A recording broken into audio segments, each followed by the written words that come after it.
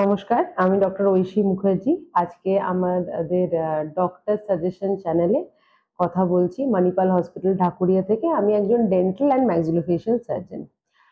আজকে আমার বিষয় হচ্ছে যে দাঁত যখন পড়ে যাচ্ছে বা কোনো রকম আপনাদের ধরুন কোনো রকম আঘাত খেলেন আপনারা, কোনো রকম অ্যাক্সিডেন্ট, বাড়িতে অ্যাক্সিডেন্ট, কিছু ভাবে যখন দাঁত পড়ে যায় বা দেখছেন যে দাঁতে অনেক দিন ধরে পোকা খেয়ে আছে, পোকা খেয়ে দাঁতটা কোনোভাবে ভেঙে গেছে, সেসব ক্ষেত্রে কি করবেন?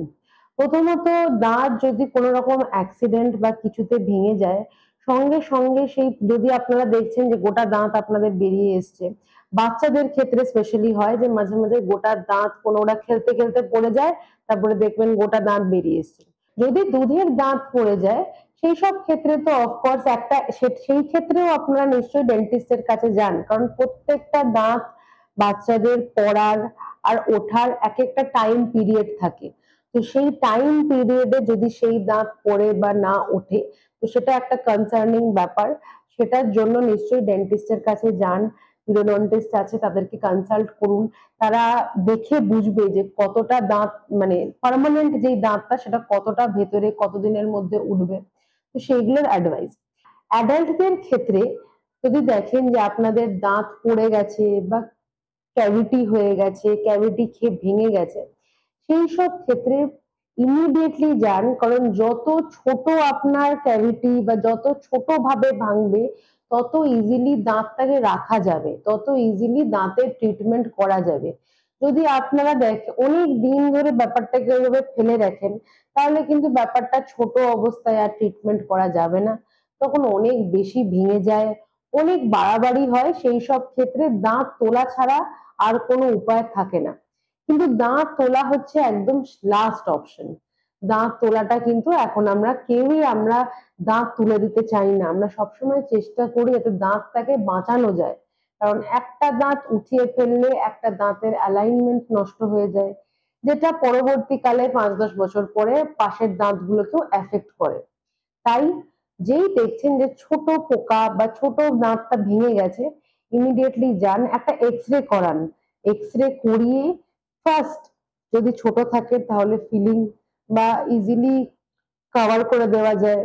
যদি দেখা যায় যে না দাঁতটা অনেক বেশি ভেঙে গেছে, সেই সব ক্ষেত্রে রুট ক্যানাল ট্রিটমেন্ট, ক্যাপ, ক্রাউনের অনেক রকম আছে, অনেক ভেরিয়েশন আছে। এইগুলোর ওপিনিয়ন অফকোর্স একজন ডেন্টিস্টের কাছে নিন। কতটা কি করা যাবে, যত আপনাদের জন্য যত ছোট থাকবে তত আপনাদের পয়সাও কম খরচ হবে, তত ইজিলি দাঁতটাকে রেখেও দেওয়া যাবে। কিন্তু যত আপনারা ব্যাপারটাকে ইগনোর করবেন, ওইভাবে ছেড়ে রেখে দেবেন, ভাববেন যে এখন তো কষ্ট হচ্ছে না, এখন পরে দেখাবো, যখন কষ্ট হবে যখন ব্যথা হবে তখন দেখাবো, সেইগুলোর জন্য ব্যথার জন্য অপেক্ষা করবেন না। ছোট দেখছেন আপনারা নিজেরা খেয়াল করছেন যে আমার ছোট ভাবে ভেঙে গেছে, তো সেইগুলো ইমিডিয়েটলি দেখান। ছোটর উপরে ট্রিটমেন্ট করাটা অনেক বেশি ইজি, খরচা কম, অনেক তাড়াতাড়ি ব্যাপারটা ঠিক হয়ে যাবে। যত আপনারা লেট করবেন তত আপনাদের খরচাও বাড়বে, ট্রিটমেন্টেরও অনেক কমপ্লিকেটেড হয়ে যাবে ট্রিটমেন্ট। মাঝে মাঝে ভাঙা থেকে খাওয়ার ওইখানে ঢুকে ঢুকে মাড়িতে ইনফেকশন হয়ে যায়। তো সেই মাড়ির ইনফেকশনের জন্য অপেক্ষা করবেন না, মাড়িতে ইনফেকশন হলেই আপনার প্রচন্ড ব্যথা হবে। প্রত্যেকটা দাঁতে আমাদের নার্ভ থাকে, সেই নার্ভ গুলো যখনই ইরিটেট হবে আর সেই নার্ভ অব্দি যত অব্দি যেই পৌঁছে যাবে কোনো ভাঙাটা, তখনই আপনাদের ব্যথা হবে। তাই সেই নার্ভ অব্দি পৌঁছাতে দেবেন না, নার্ভের আগেই আপনি চেষ্টা করুন একটা ফিলিং বা কিছু করিয়ে দাঁতটাকে যাতে বাঁচানো যায়।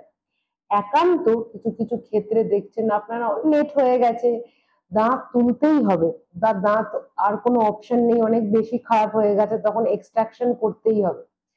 সেই দাঁত তোলার পরে চেষ্টা করুন 2-3 মাসের মধ্যে দাঁত বাঁধিয়ে নেওয়ার, কারণ যখনই আপনারা দাঁত তোলার পরে ওই জায়গাটা খালি রেখে দেন, তখনই দাঁতের একটা ইকুইলিব্রিয়াম আছে, প্রত্যেকটা দাঁতের কামড় পড়ে না, মানে ওই জায়গাটা তো গ্যাপ, তো দাঁতের কামড়টা তো ভালো করে পড়ছে না।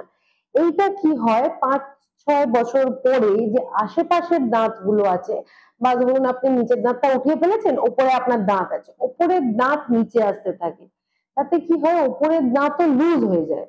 আর চারিপাশে যেই আশেপাশে যেই দুটো দাঁত ধরুন আপনার আছে, মাঝখানে দাঁত নেই, ওই আশেপাশের দাঁতের মুভমেন্ট হওয়া শুরু করে।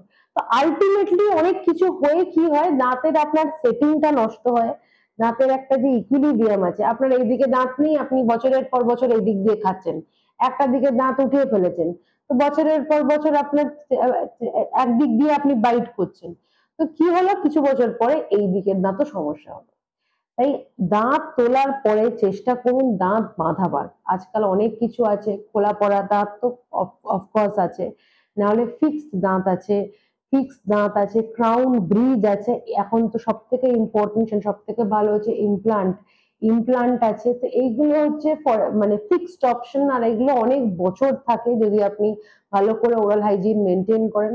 তাই অফকোর্স এই অ্যাডভাইস গুলো নেওয়ার জন্য একজন ডেন্টিস্টের কাছে ওপিনিয়ন নিন। থ্যাংক ইউ, নমস্কার। চিকিৎসা এখন হাতের মুঠোয়। দেখতে থাকুন দ্য ডক্টর সাজেশন। লাইক আর সাবস্ক্রাইব করতে ভুলবেন না।